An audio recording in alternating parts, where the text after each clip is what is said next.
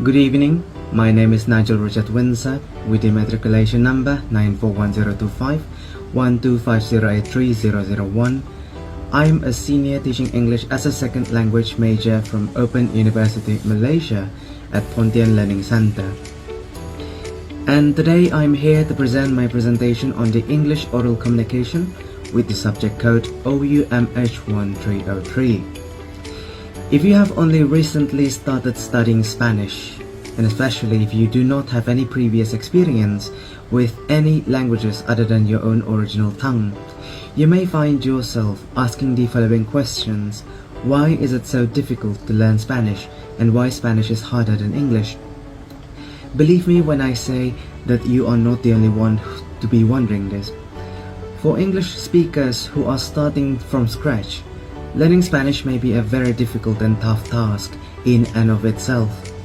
There are a variety of factors at play here, each of which I will explain in more detail now. Again, why Spanish is so difficult?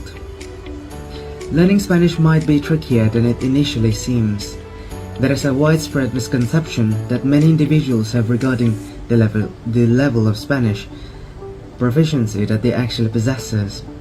It's possible that this is because many Spanish words are cognates, which are words that sound the same in two or more languages. It's because of this that even if you have never studied Spanish before, you will still be able to identify a good number of terms when you hear someone speaking the language. There are also a number of false cognates, which are words that appear to have the same meaning, but in fact are not. When individuals use them, they often think they are expressing something accurately when in fact they are making a mistake, or worse, saying something rude or disrespectful.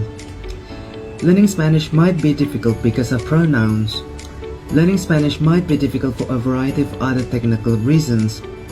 For examples, the structure of Spanish, which can be very different from that of English, can be a major source of the difficulty.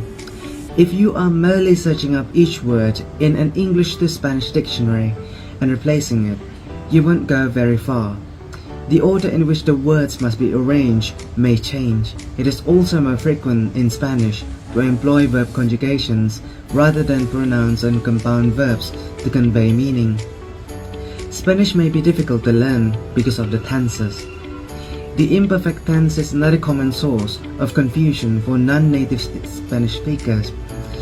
What is the imperfect tense and why is it so unfamiliar to English speakers? There might be a whole book written on the subject, but the idea is that it's used to talk about previous situations, prior habits, or to explain what someone was doing before they were interrupted. It is comparable to the subjunctive or subjuntivo in Spanish. Using the subjunctive is a great way to express wishes, doubts, the abstract, and feelings. As a result, it might be a struggle to find an equivalent example in English. Learning the gender of nouns can be difficult in Spanish as well. Newcomers to Spanish may also have difficulty with the gender-based categorizations of objects. This may be seen in phrases like el libro, which means the book in Spanish, and la biblioteca, which means library, which refer to masculine and feminine items respectively.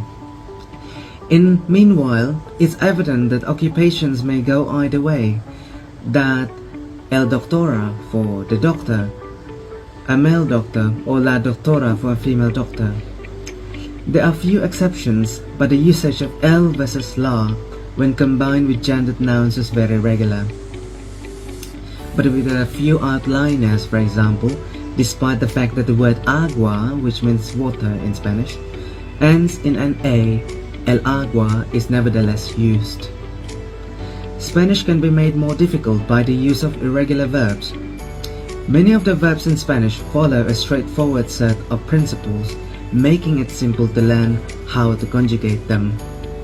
The conjugations of yo, which is I in Spanish, in the present tense, for example, is to remove the R at the end and add an O for any ordinary verb. In the base of walking, the term camino refers to the act of doing so. Others, even in the most basic present tense, are more complicated. In this case, I go would be voy, while you go would be vas. And don't get me started on you went in Spanish, which is fuiste. Spanish might be difficult to learn because of the use of colloquialism. It is a mouthful to say colloquialism. Sorry. It's worth noting that this is true of any modern language, depending on the notion or location in which you study.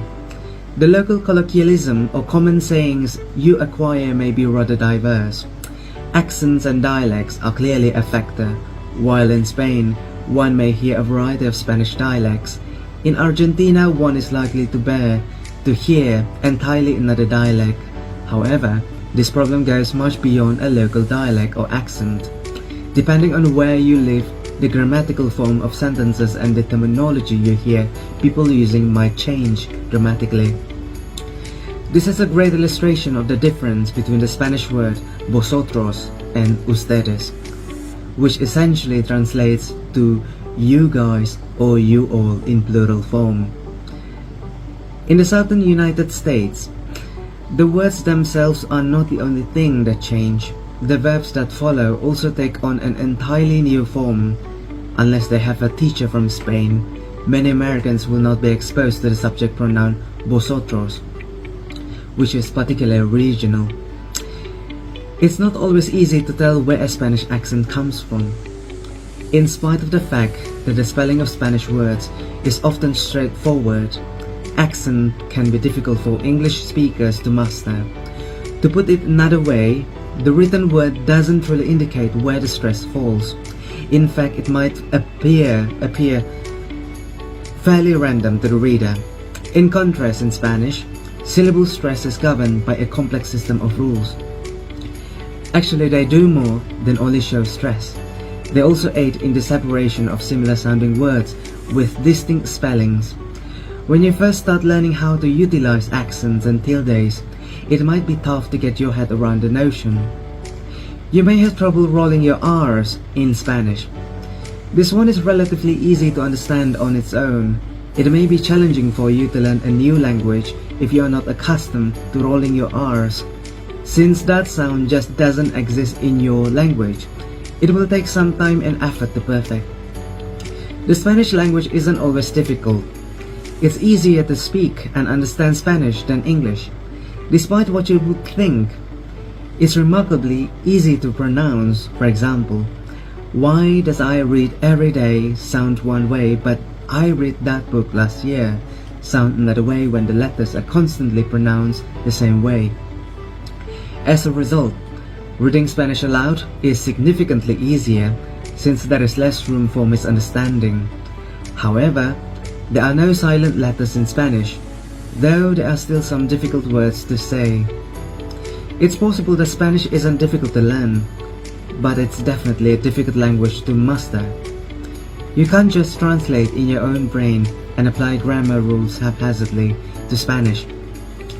Remembering to by rote and studying definitions and translation can only get you so far. To be able to communicate effectively in Spanish, you need to master the language's principle of syntax and grammatical construction. The only way to actually become a fluent Spanish speaker is to grasp these guidelines. That is why it is so difficult to learn English and Spanish. Sorry, it is not difficult to learn English, it's just Spanish. Before I conclude, I'd want to point out that the more widely spoken languages you know, the better you will be able to comprehend the individuals who speak those languages. We all want to live in a better world. Therefore, we owe it to ourselves to do all we can do to help make it better. In order to become better individuals and less susceptible to being swayed by others around us, we must learn from others. Thank you for listening. This is all from me, Nigel Richard Windsor. Goodbye.